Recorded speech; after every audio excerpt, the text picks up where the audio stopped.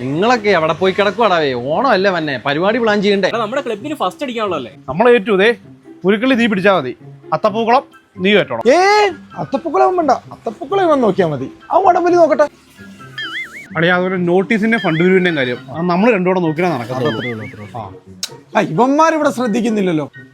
ഉദ്ഘാടകനായിട്ട് നല്ലൊരാളെ നമ്മൾ പിന്നെ അത് വേണം. അത് ഇവന്റെ ഇടാ. ഇതെവിടെ പോവാ അങ്ങോട്ട്? എല്ലാ തവണ ഓണാഘോഷം കഴിയുമ്പോൾ നമ്മുടെ കയ്യിൽ നിന്നാ പൈസ പോകുന്നത്. നിങ്ങളിത് എവിടെ പോവാടാ? എന്തുവാടാ ഇത്? കഴിഞ്ഞ പ്രാവശ്യത്തെ പോലെ സദ്യ കലമുണ്ടാകാതെ നീ നോക്കണം. ഇവന്മാരെന്തുവാടാ ഇത്? എടാ ഇത് ആർക്ക് വേണ്ടിയാ പറയുന്നത്? നമുക്ക് വേണ്ടിയല്ലേ പറയുന്നത്?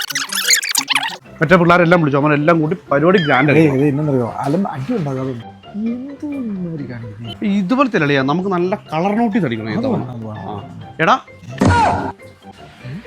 അമ്മരോടത്ത് നമുക്കിങ്ങനെ നടന്നാ മതിയോ? നമുക്ക് വേണം.